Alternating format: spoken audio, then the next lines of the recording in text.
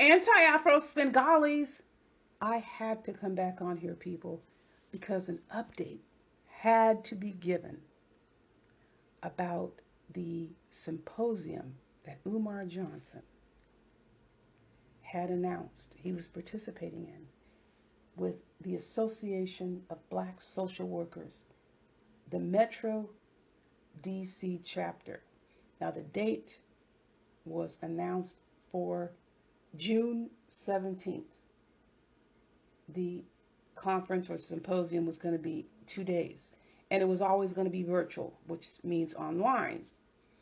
And Umar was announced as the keynote speaker. Now, let me tell you how we found out about this. A supporter online sent us an email. And here's the email. Of course, I am keeping the person's identity confidential. And thank you again, supporter, for alerting us. This was June 1st. So this is what happened when I got this email. The first thing I noticed on this announcement, which is the version that was presented online through video, but the actual initial version listed Umar as a clinical psychologist, which is false. So by the time I got online to print out this announcement, version 1, which is actually version 1A, the clinical psychologist had been removed. So this is what you see or saw, right? And I'm going to tell you what the differences are. So we have version 1 here. And oh, how the world turns, people. Look at this. You have these pictures here, these pictures that are prominently displayed, large pictures. And you see barely, you probably can't even read, Dr. Stanley Frencher in small letters at the top. You have these big pictures. You have Umar Johnson, opening speaker, right? But on Facebook, on Twitter, he's prominently announced in big, bold letters, keynote speaker. And Umar is posting it all over social media. Keynote speaker. So, of course, people were sending in complaints. And this is what you see. And then a virtual symposium on solutions for health and mental health, focusing on community engagement and policy implications. However, there were other pieces of information on this announcement that outraged people. The announcement was talking about treatment modalities, people, which Umar Johnson is not even qualified to speak on, people. And it also talked about the LGBTQIA community. What in the world is going on? So people were sending in their complaints because Umar, let me explain something. As I did, and I'm just recapping. You don't have to be a social worker to present at a social work convention, symposium. You need to have the knowledge. You need to have active experience in the field. You need to have the mindset. You need to have some sort of allegiance or agreement with the code of ethics, with the agency that you are presenting. And Umar doesn't meet any of that criteria. So of course all these complaints went in. But here's another twist. There was another site announcement with this version 1. And it had a email address. And it was the association's chapter's email address. Because what we have learned over the years, and actually pretty quickly, if and when Umar puts out an announcement himself, and it has an email address, you never ever use that email address as a contact, because that person has been co-opted by Umar. So this email address was the secretary of the Metro chapter. People assumed this was the same address. So as people started sending in their concerns and calling, they got a big surprise. This is the initial announcement. It was a side announcement, right? The secretary was getting miffed. And remember, when you're answering a phone for an agency, you're representing that agency. So someone called and was expressing concerns, giving information, giving examples to why they felt this was highly inappropriate for Umar to be a keynote speaker. And you know what the secretary stated? Don't fight hate with hate. Do any of you think that's an appropriate response to the public expressing concerns? Now, for a second, put aside who is calling. It doesn't matter who is calling. Any agency that is providing a service, and in particular, people are calling about a conference. People are registering for a conference. People are expressing concerns about a conference. You want people to participate. You want someone working for you to field a complaint and give that response?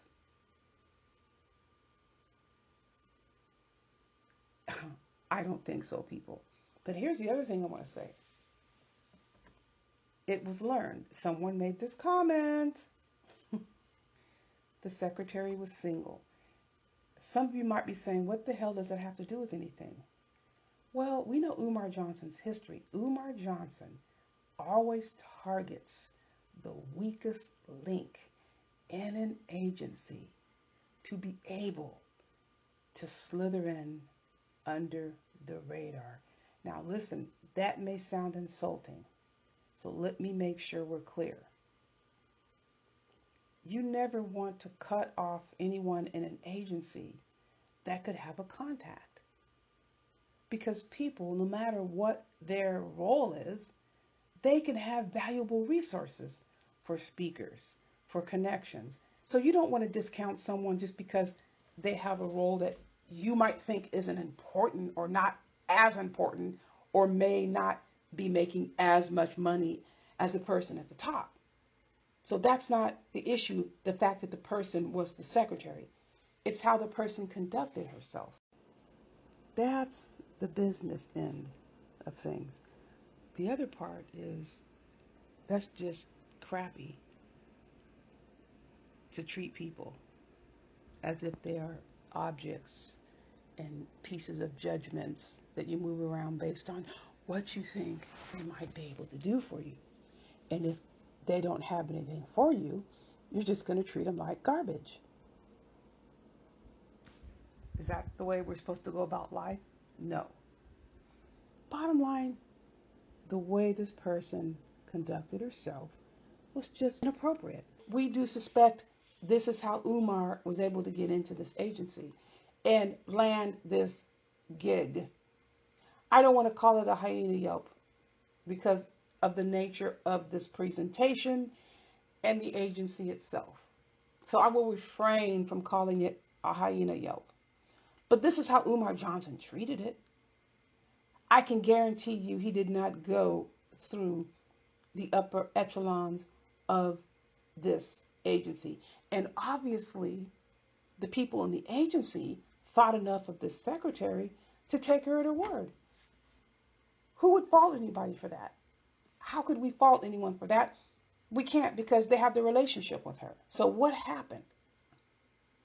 The Metro DC chapter, because of all the uproar, I didn't even get a chance to send my complaint in yet. I eventually did.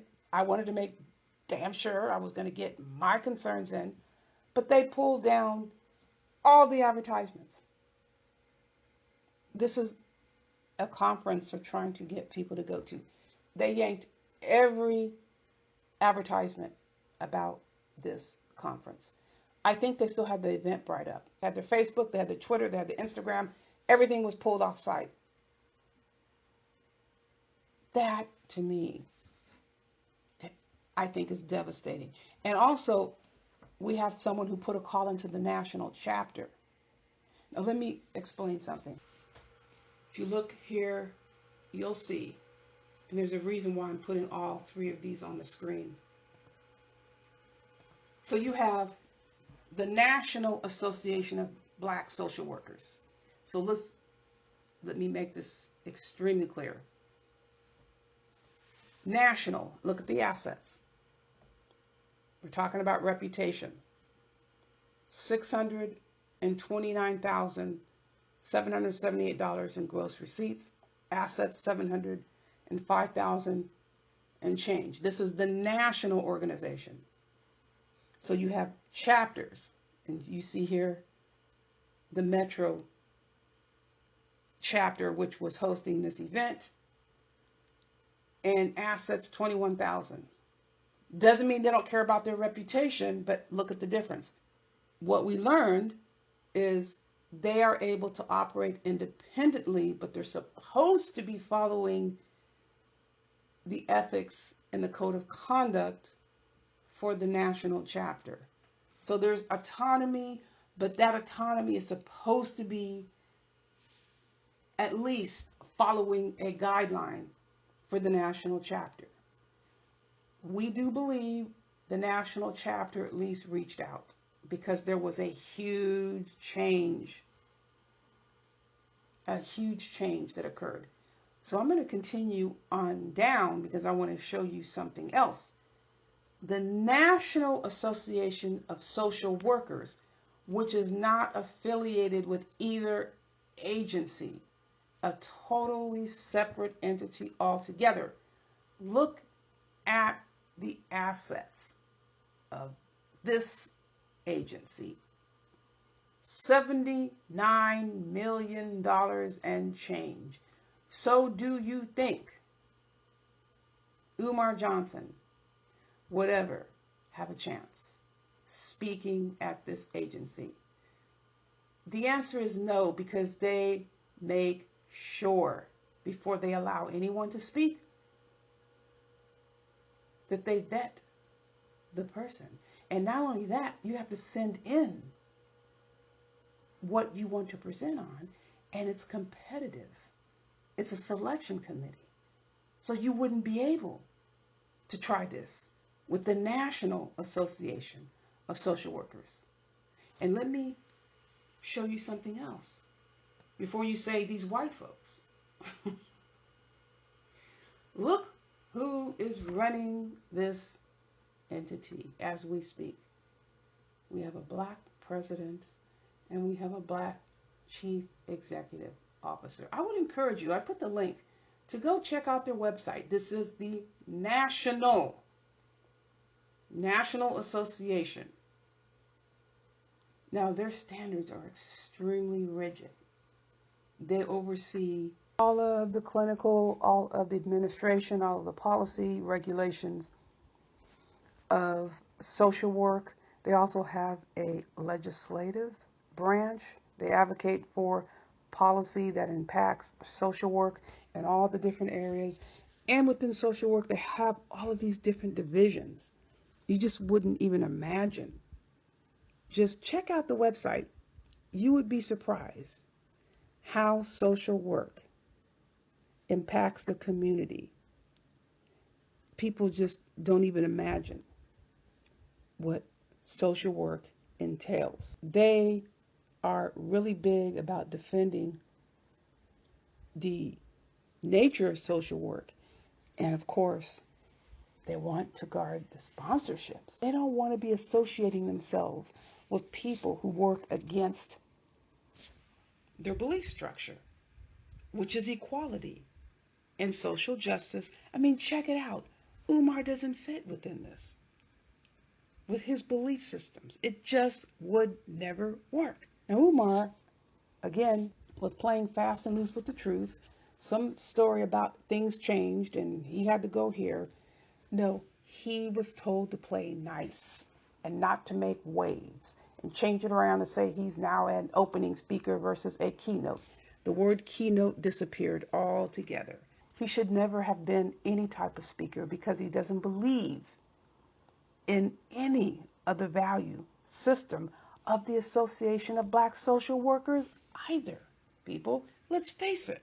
Now, the National Association of Black Social Workers, after speaking to someone about the situation, stated if the things that are being stated about Umar are true, he would not be eligible to speak on a national level. Say, for example, he did apply to speak. They would at that time look at his information, look at his credentials, because he would have to submit a request just the same, and then they would decide. But if it's true, he has said the things that people are saying that he said, he wouldn't be eligible. I put the links at the bottom, and I encourage you to go to the websites and read over the code of conduct. There has to be standards, people. Standards are essential. It's not just fly by the seat of your pants. Say what I want to say. And this is what Umar Johnson has been doing. See, this is a frustrating part. Because Umar Johnson gets up on a stage and starts screaming and hollering and throwing out all these buzzwords and phrases that trigger us as black folks and gets our ear. And at that time, he thinks he can get money out of you. Some people want to give him credibility and legitimacy.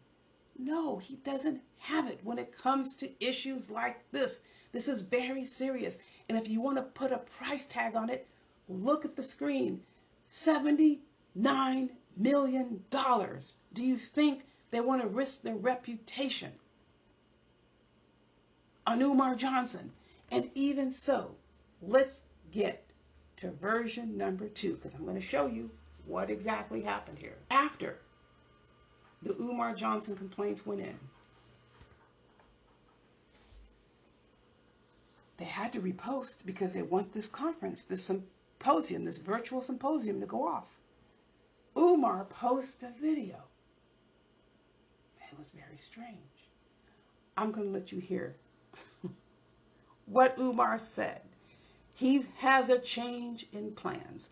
Stay tuned and I will return. I'm going to get ready to get out of here because I have to do a live stream tomorrow for the Washington, D.C. chapter of the African American Social Workers. If you want to tap in, that's at 5 o'clock tomorrow. I will not be in D.C. I will be virtually through D.C. Okay, I will be offering a seminar opening speaker for their conference. I wasn't able to be the keynote because I have to be in Detroit and Atlanta, so I volunteered to be the opening speaker for the Washington, D.C. Association of Black Social Workers. That's tomorrow.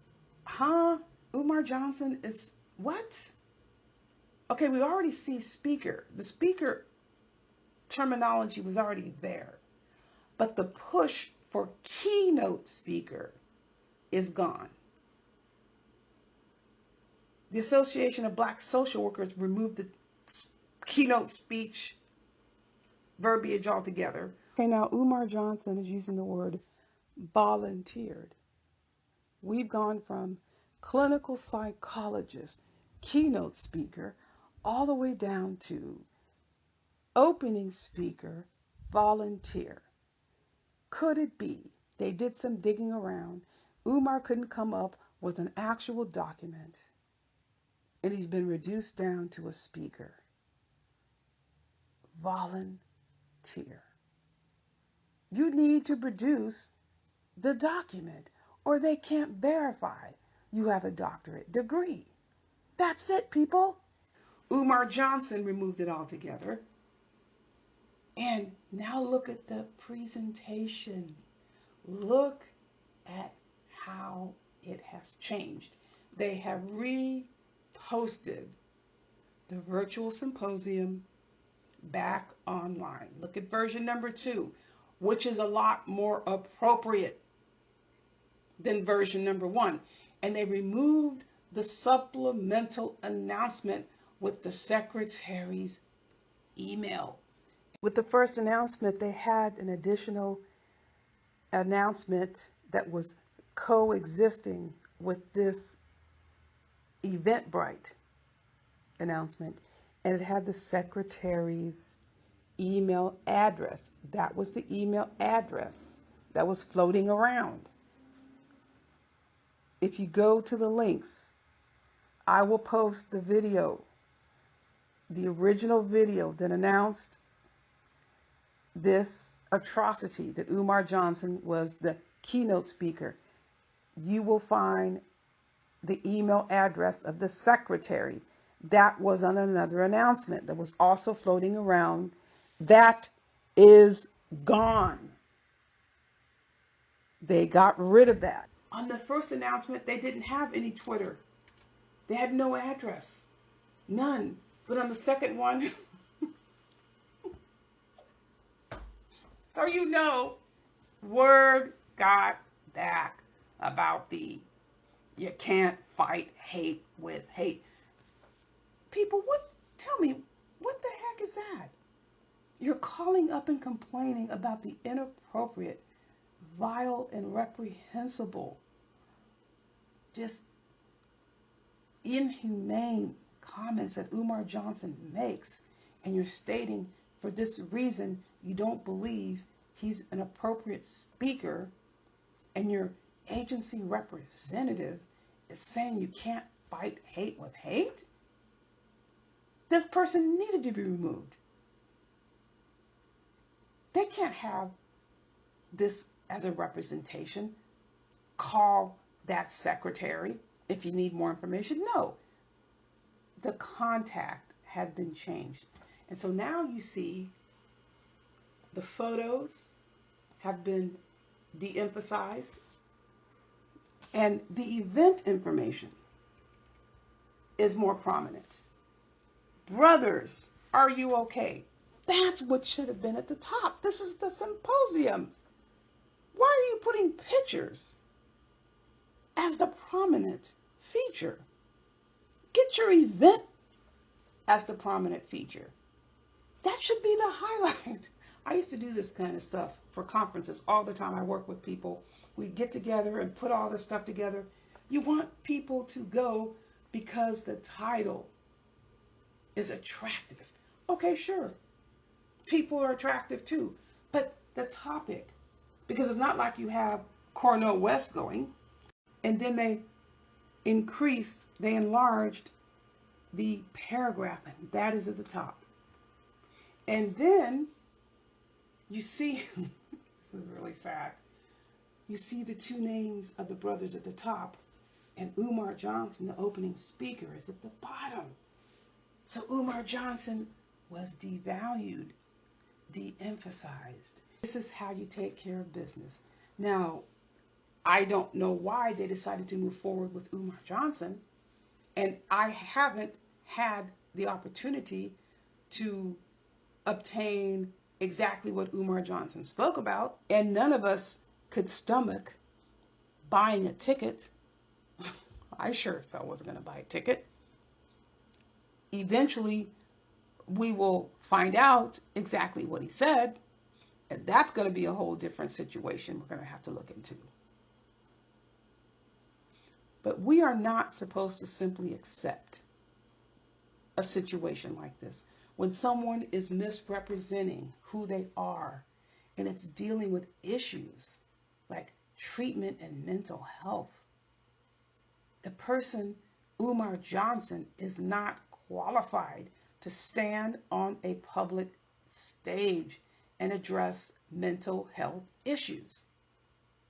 As a professional, he simply is not. He isn't.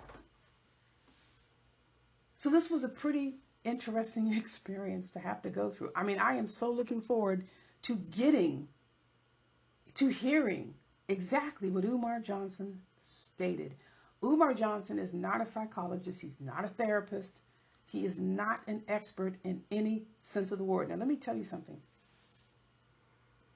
If Umar Johnson, for any reason, got called to testify in a trial, he would not be qualified as an expert, just as a therapist.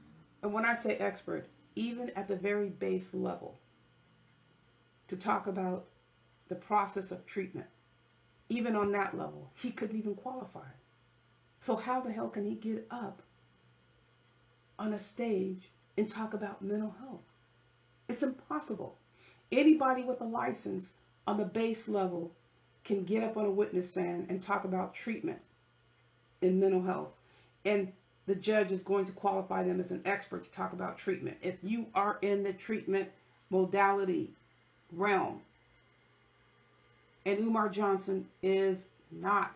Be on the lookout, because we are eventually going to find out what Umar Johnson said at this virtual symposium as the opening speaker. And we'll see exactly what Umar Johnson expects people to believe. And I'll even guarantee you Umar Johnson lied straight to his teeth. How could he not? That's the way he has been getting over all these years. When has Umar Johnson told the truth? You're going to have an extremely difficult time finding the truth out of Umar, aside from his sound bites that are repeated statements, unoriginal statements repeated from other people. But coming from Umar, no, you're not going to find that. But one thing you will find is great relief if you take pride and honor in heeding the warning. Buyer, beware.